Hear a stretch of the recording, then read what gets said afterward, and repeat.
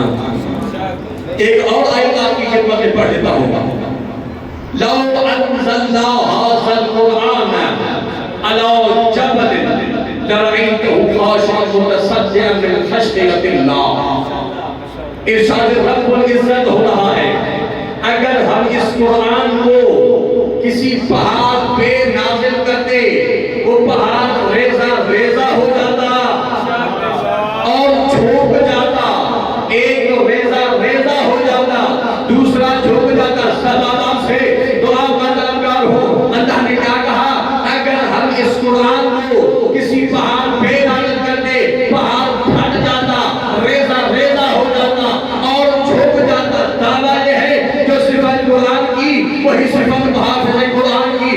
اگر قرآن پہاڑ پہ نازل ہو پہاڑ پھٹ جاتا ہے، اگر محافظ قرآن کی کعبے میں ولادت ہو کعبے کی دیوار پھٹ جاتی ہے وہ تو جھوک جاتے ہیں۔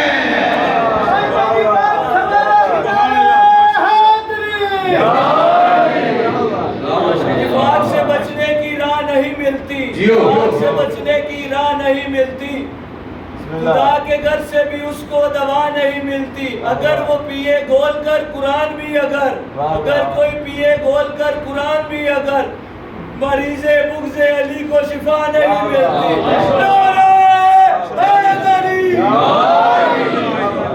جو صفات قرآن کے لیے نازل ہیں کہ یہی صفات حافظ قرآن کے اندر وہی اقدار ہو سکتا ہے قرآن کے وارث اور حافظ ہونے کا۔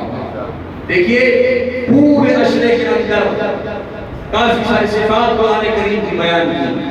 قرآن کریم کتاب ہدایت و غیب ہے، قرآن کریم ہدایت ہے تو متقین کے لیے، قرآن کریم ہادی ہے، قرآن کریم کو وہی ٹچ کر سکتا ہے جو پاک ہو، قرآن کریم وہ کتاب ہے جس کے ذریعے سے پہاڑوں کو اپنی جگہ سے ہٹایا جا سکتا ہے، قرآن کریم وہ کتاب ہے جس کے ذریعے سے زمین کے ٹکڑے کیے جا سکتے ہیں، قرآن کریم وہ کتاب ہے جس کے ذریعے سے مردوں سے کلام کیا جا سکتا ہے۔ اگر اس قرآن کو پہاڑ پہ نازل کیا جاتا تو پہاڑ ریزہ ریزہ ہو جاتے، جھوک جاتے۔ اتنی صفات ہے قرآن کریم کی۔ توجہ کیجئے گا اس دور میں کیا قرآن کریم کی توہین نہیں کی جاتی؟ بہت ساری ویڈیوز آپ کے سامنے سوشل میڈیا کا زمانہ ہے، بہت سارے بدبخت لوگ قرآن کریم کی توہین کرتے ہیں۔ کوئی قرآن کریم کو جلاتا ہے، کوئی قرآن کریم کو پھاڑتا ہے، کوئی قرآن کریم کو پیروں کے نیچے رونگتا ہے۔ قرآن کی توہین کی جا رہی ہے۔ کیا قرآن طاقت نہیں رکھتا؟ طاقت رکھتا ہے قرآن کریم۔ اتنی صفات بیان کی ہے ہم نے قرآن کریم کی۔ قرآن کریم پاورفل ہے، قرآن کریم طاقت رکھتا ہے، پھر بھی ایسے لوگوں کو عذاب کیوں نہیں کرتا؟ پھر بھی ایسے لوگوں کو جلا کیوں نہیں دیتا؟ دنیا یہی جواب دے گی اس لیے نہیں جلاتا قرآن کریم کیونکہ قرآن کریم صبر کرتا ہے۔ قرآن کریم صبر کرتا ہے، قرآن کا چور نہیں ہے، قرآن جلدی کرنے والا نہیں ہے، اس لیے قرآن عذاب نہیں کرتا کیونکہ قرآن صبر کرتا ہے۔ قرآن کو اتنی طاقت اور پاور ہونے کے باوجود بھی لوگ جلاتے ہیں تو بھی قرآن صبر کرتا ہے، لوگ بھاگتے ہیں تو بھی قرآن صبر کرتا ہے، لوگ پیروں کے نیچے روتے ہیں تو بھی قرآن صبر کرتا ہے۔ توجہ میری جانب ہو، دنیا ہم شیعوں پہ اعتراض کرتی ہے، بھائی تم شیعہ کہتے ہو، علی تو وہ تھا جس نے خیبر کا در اکھاڑا تھا، جس نے مرحب و اندر کو قتل کیا تھا، جو بڑا بڑا بہادر علی کو کہتے ہو۔ جب علی کے گردن میں رسی ڈال کے لے کے جا رہے تھے تو علی نے مقابلہ کیوں نہیں کیا تھا؟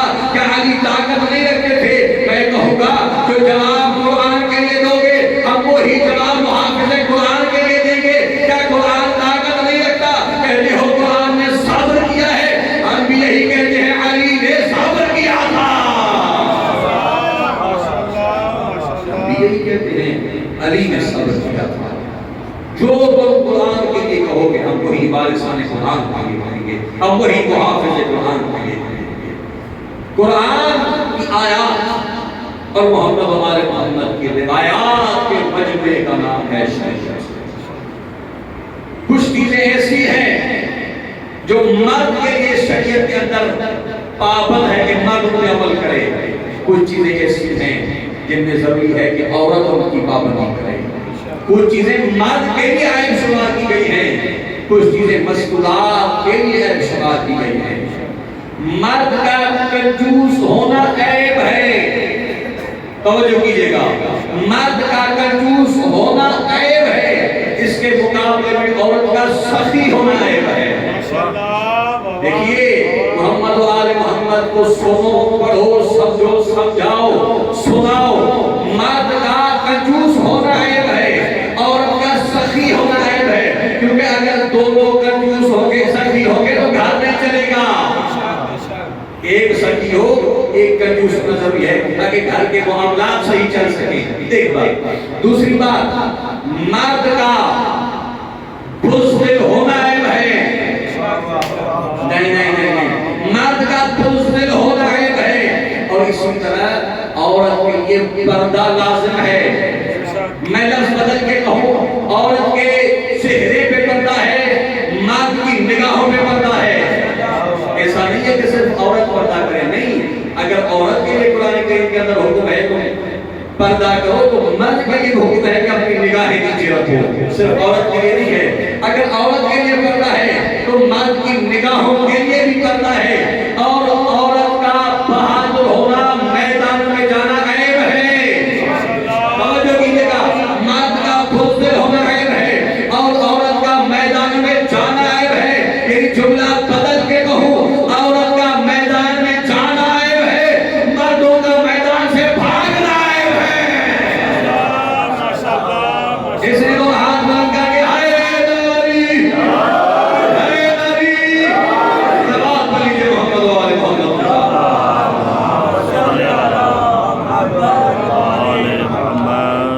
عورت کا میدان میں جانا عیب ہے, مرد کا میدان سے بھاگنا عیب ہے. آٹھویں مجلس میں جہاں تک چھوڑا تھا اسی کو اختتام دے کے آپ کی سماعت کو تمام کرتے ہیں. خدا نے کیا کہا کہ کچھ لوگ ایسے ہیں جن کو ہم نے نبوت عطا کی ہے, جن کو ہم نے حکمت عطا کی ہے, کچھ لوگ اس کا انکار کرتے ہیں. ہم ان کی جگہ پہ کچھ لوگوں کو وکیل بناتے ہیں جو ایک لحظے کے لیے بھی کافر نہیں ہے. خدا کہہ رہے ہیں ہم کچھ لوگوں کو وکیل بناتے ہیں جو ایک لحظے کے لیے بھی کافر نہیں ہے. ایک اور مقام میں فرمایا لا الہ الا اللہ فاتخذہ وکیلا, کوئی بھی عبادت کے لائق نہیں ہے سوائے ایک اللہ کے, بس اسے ہی وکیل بناؤ. خدا کیا کہہ رہا ہے, مجھے وکیل بناؤ. رسول نے کس کو وکیل بنایا؟ حضرت ابو طالب کو. قرآن کریم کی ایک اور آیت ہے, الم یجدک یتیما فآویٰ, اے میرے محبوب کیا آپ یتیم نہیں تھے, ہم نے آپ کی پرورش نہیں کی تھی, پرورش کی ابو طالب میں تھی. خدا کہہ رہا ہے ہم نے آپ کی پرورش کی تھی, یعنی خدا دنیا والوں کو بتا رہا ہے ابو طالب کو کافر مت کہا کرو, ابو طالب کا کام ہے خدا کا کام ہے.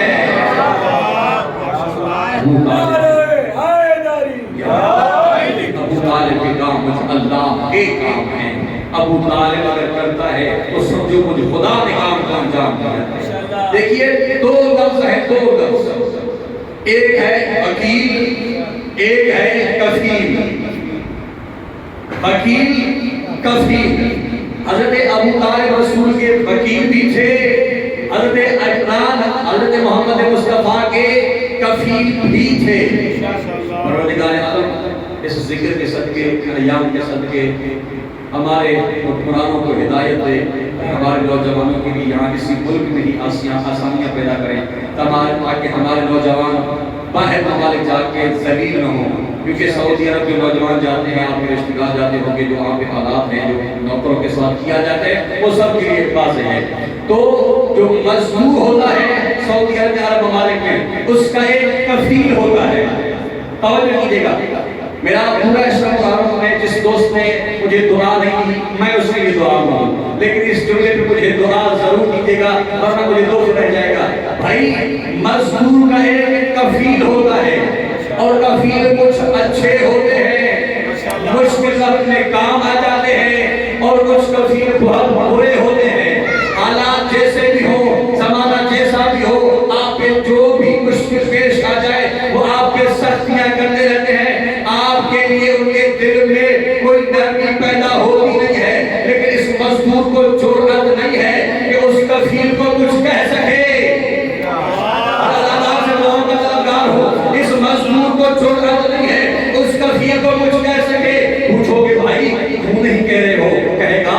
कैसे तो कहूँ, अगर कहूँगा मेरा इकामा बातिल हो जाएगा, सऊदी अरब में दाखिल नहीं हो सकूंगा। एक मजदूर